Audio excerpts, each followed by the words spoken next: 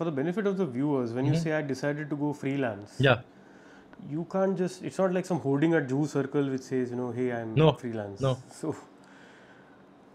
So how do you make that jump? How do you tell the world that, boss, I'm available, hire me for my services? So how does that I thing think I happen? think the time that I spent at sound.com was the 4 or 5 years was two things. It was getting my technically, getting myself technically up to speed. Okay.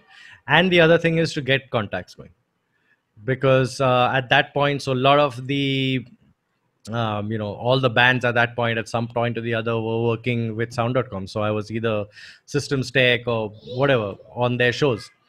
And when I did decide to go out on my own, is when you lift the phone and call some people and ask them, like, hey, I'm looking for something.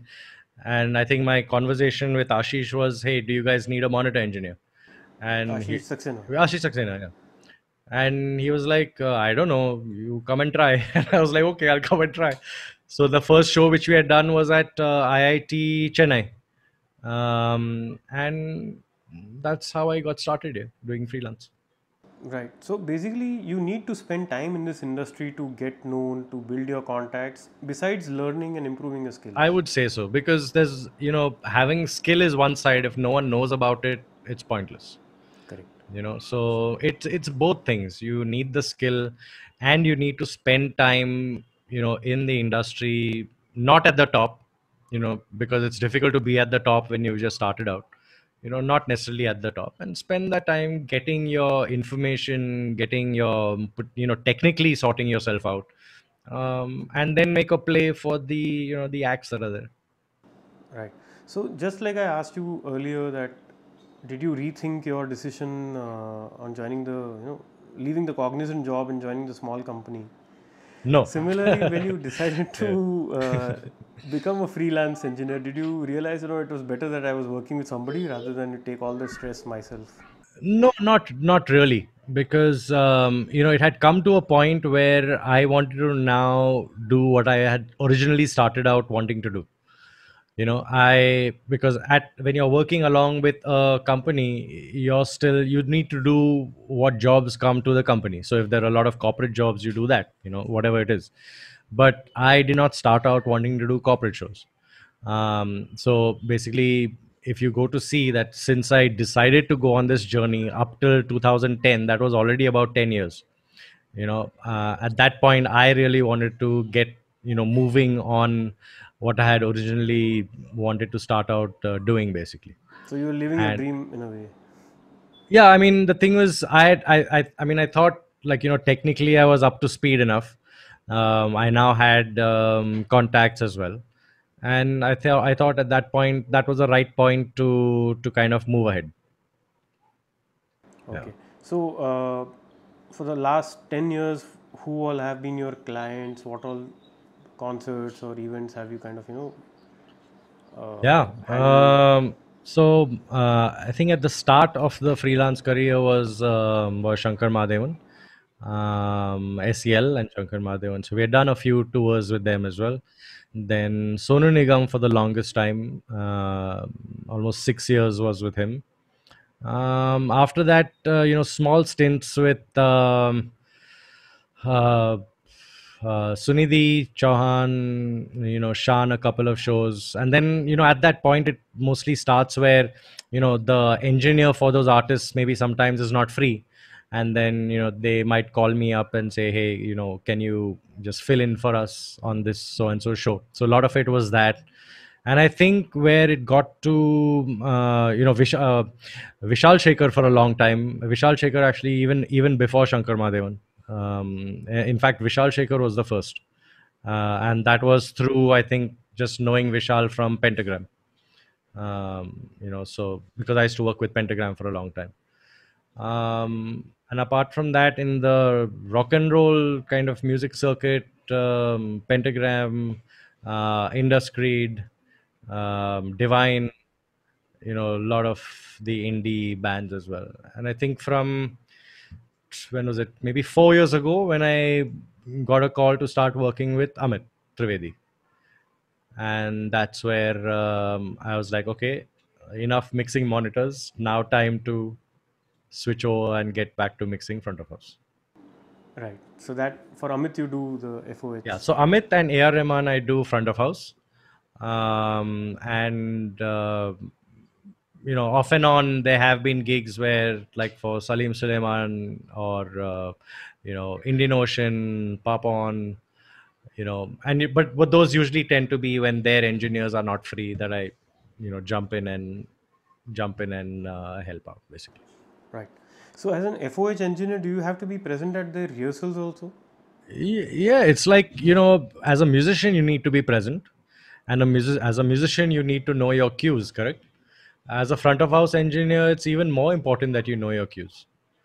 You need to have the same, you need to know the same cues as the rest of the band, because it's pointless if, let's say, a guitar player knows a certain solo is supposed to come somewhere, and you don't know it's supposed as an engineer don't know it's supposed to come somewhere, and then you've missed it.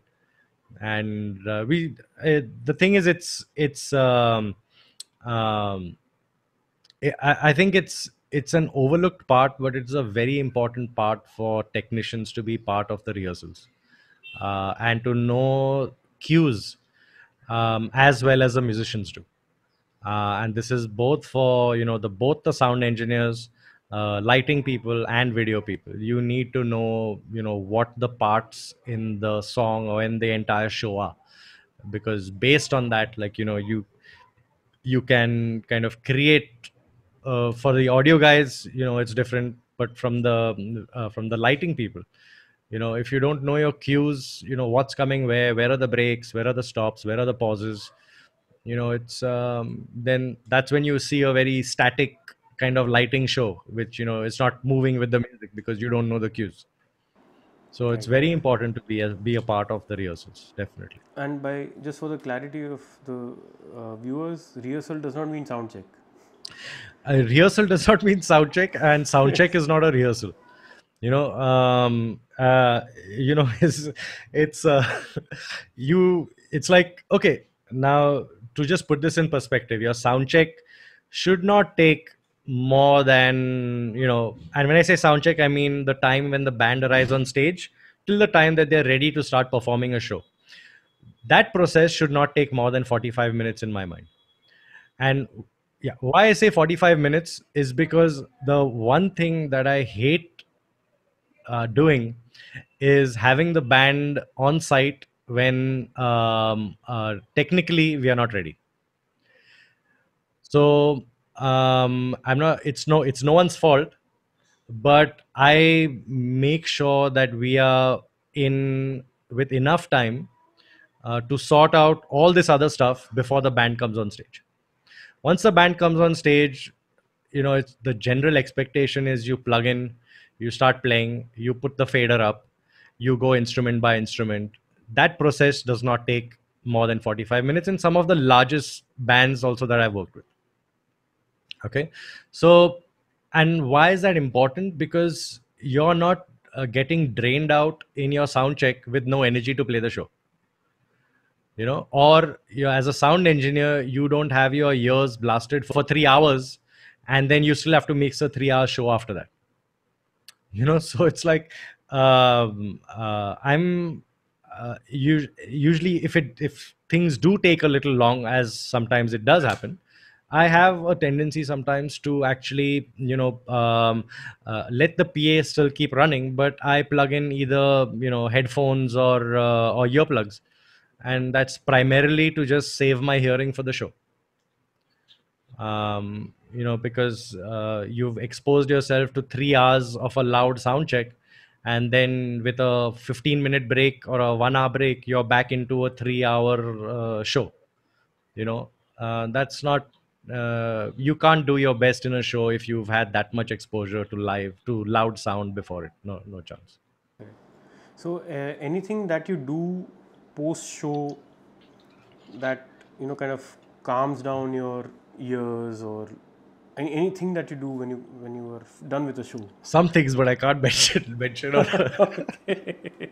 I mean, anything to do with your ears, nothing else. Nothing. I mean, just I don't stay away from headphones or any of that kind of stuff. Just I think just at that point, it's just relax, basically.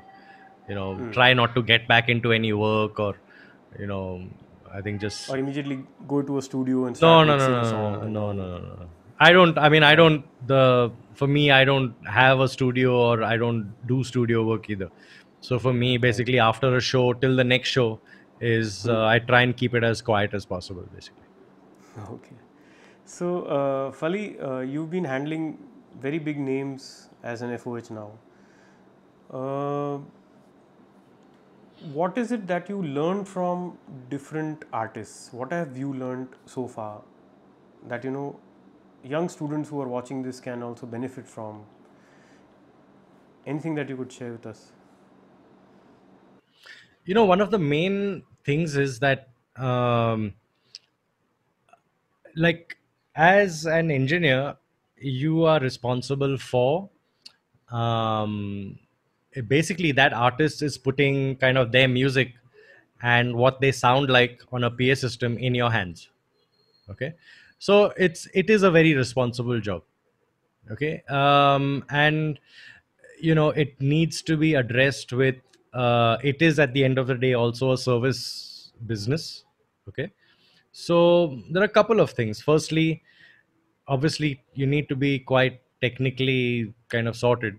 Okay, but you also have to be a good human being. Let's just say you can be the best technician in the world, but if when you communicate with the artist or with the band, if you can't communicate correctly, it's like going to the world's best restaurant and then the waiter and the chef are extremely rude. You're never going to go back there again.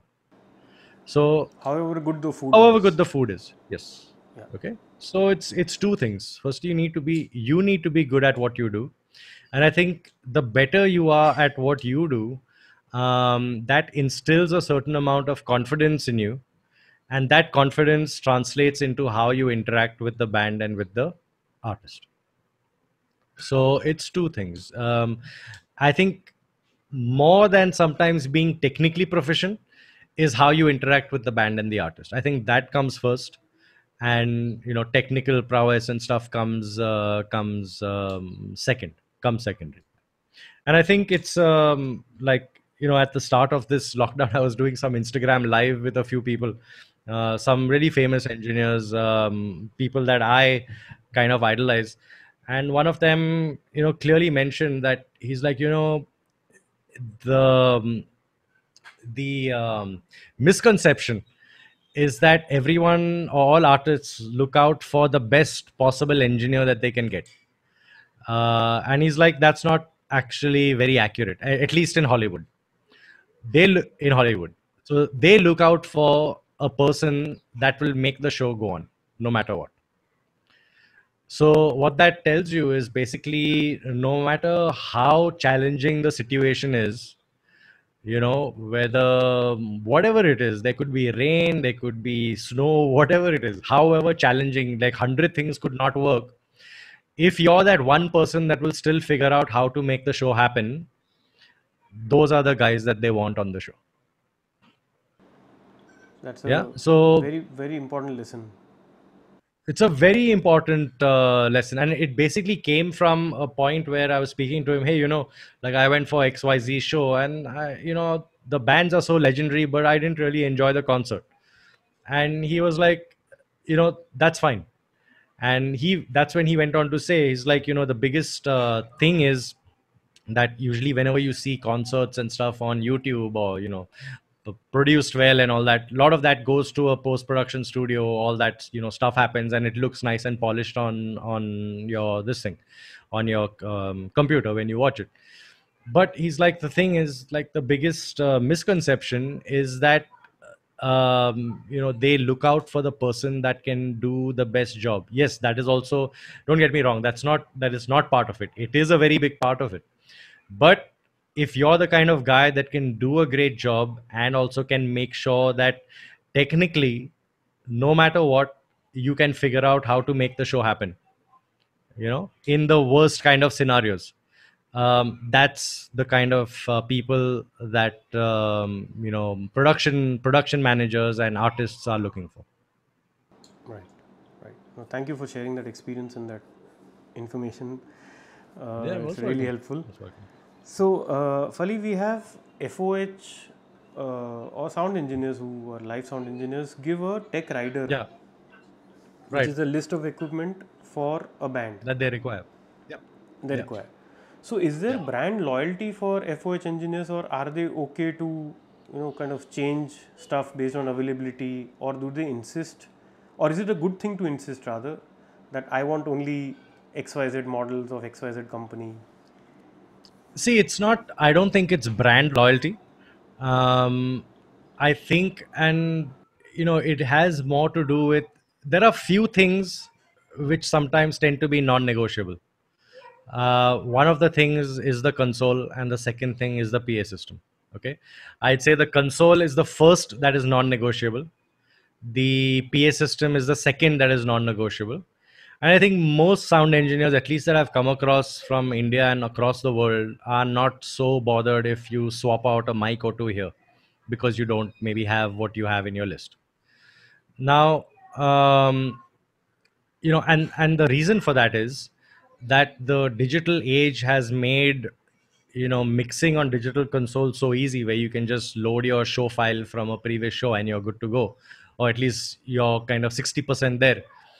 That to start all over, and especially some files which are extremely detailed, have a lot of information, like even if, for example, if I were to mention my Rahman file, for example, I cannot sit and recreate that overnight, because there's a lot of information in that. There are a lot of snapshots, and the music is challenging. So if I have to sit and program all those cues from start, yes, if I have to do it, if there's absolutely no option, you do it.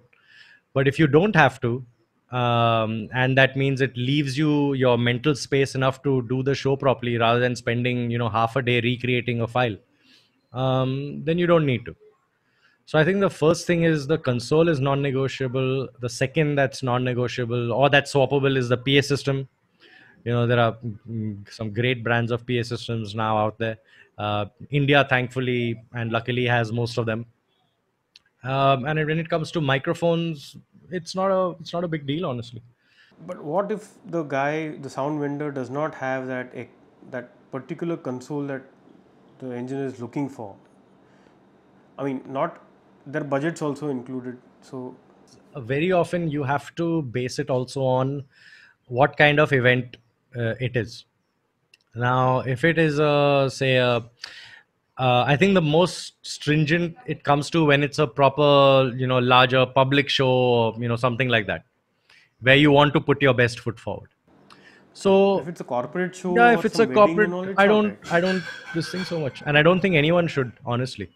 Like, the difference between maybe using X mic or Y mic or Z mic is not so big. It's not so big for a kind of a corporate show that it will let's just say that it's not important. Like, I guess what I'm trying to say is, choose the battles that you need to fight, basically. Okay, okay. you know So, ideally, an FOH engineer should be comfortable with various consoles and various Yeah, PS. yeah, yeah. So the only place where I put my foot down sometimes is if it's the regular bands that I'm working with, and at the moment the regular bands are two. Over there, I don't like any change. So I like it to be as, at least as far as the console goes. Everything else, I can. It's fine. But if it comes to, say, tomorrow, I get a fresh call from another band that I've never worked with, I don't care. I'll start with whatever's there. It's not a problem, because in that case, I have to start from scratch in any case. So from that point of view, and if I know maybe it's just a one-off thing, or I'm getting called in as a replacement for someone, and then I don't want to rock the boat, so there it's like, okay, whatever that has been using, I'll just use the same. It's not a problem. Right. Uh, what is the market like for youngsters who are looking at building a career, Right. leaving their cognizant offers, and wanting to join like the way you did? Yeah. What is the market like? I mean, not these Yeah. days, but once things are normal in a few months. See, it's a good let's say profession to get into, but I would say that take your time to get into it. And what I mean from that is be ready for it when you get into it. And I think a lot of people come to Mumbai with that expectation that the moment they are here, suddenly everything is will get better, and then you realize very soon that that's not the case, because it is expensive to live in Mumbai. Everything is expensive in Mumbai. Okay. So from that point of view, you have to be ready. You have to be really ready with some concrete, at least offers before you move here, rather than sometimes come here and then see what happens. And I think also with being at least a freelance engineer, you don't need to be in Bombay, to be very honest. You can be pretty much anywhere in India that you want. Because shows are happening Exactly. everywhere. So you fly in. There's no need for you to be in Bombay. You might be actually much better off in your hometown, wherever that is, and just fly in and fly out to do your shows. You Yeah. know, Or obviously, if you're doing local sound, if you're working with a local sound vendor, then you will be handling weddings and shows and everything there. Exactly, exactly, exactly. So that way, yes, there is a market. But then, how does one kind of learn? Like you went all the way to Yeah, Canada to do yeah. this. But What I would would you say I would suggest? say the bigger part of the learning actually came from when I came back from there. Right. So when I came back, the year odd that I spent at Ashish's and then the 5 odd years that I was at sound.com, I think that was the learning. That was the hands-on, that was the learning. And I think when you come to live sound, it's the hands-on that is more important. At that point, the textbook doesn't really, yeah, it matters a little bit, but once you get into live, it's the hands-on that's the real important bit. And how to get things done quickly. How to I think one of the biggest things you'll need to learn is how to troubleshoot. Why is that cable not working? Why is that wireless microphone dropping frequencies? Why are you hearing jitter or digital clock slippage or something like that? Why are you doing that? Why is that happening? And it's something that you need to know, and it's something that you will know, and you'll know how to take care of if you are on the job. It's yeah, that's I would say, yeah, the courses are important, but spend my advice to most people that want to get into it is you spend at least 2 years with a rental company, because that prepares you for the long run. Technically it will sort you out. You're aware of amplification, how amplifiers react with the speakers, how that translates to your mix. And the issue that we see sometimes is that you know s- that there is something wrong in your mix, but you don't know what it is. Everything on the console looks fine, but the thing is, the console is just one part of it. Yeah, I wouldn't say one part. The console is probably 1/5 of it. There are four other parts that you need to know. So definitely spend time at a rental company. I think the biggest learning experience will come from there. There's no question about it. Right. Any other characteristics that somebody wants to be only an FOH like you? Yeah, Because we get a lot of inquiries that I want to be a mix right. engineer and You have to be patient. You have to have a pretty calm temperament, and just love what you do. Like I said, if you're the kind of guy that loves to play with speakers and amplifiers at 3 in the afternoon in May in Mumbai, then maybe you're the right candidate for the job. If you don't, then maybe you're not. super. So Fali, thank you for sharing your journey No with us problem. and giving a lot of tips to the viewers. No problem. And we'll maybe catch you again in some other episode and ask more Definitely. questions. Thank you for Yeah, having me on for this true. one. Thoroughly enjoyed it. Thank you, Fali.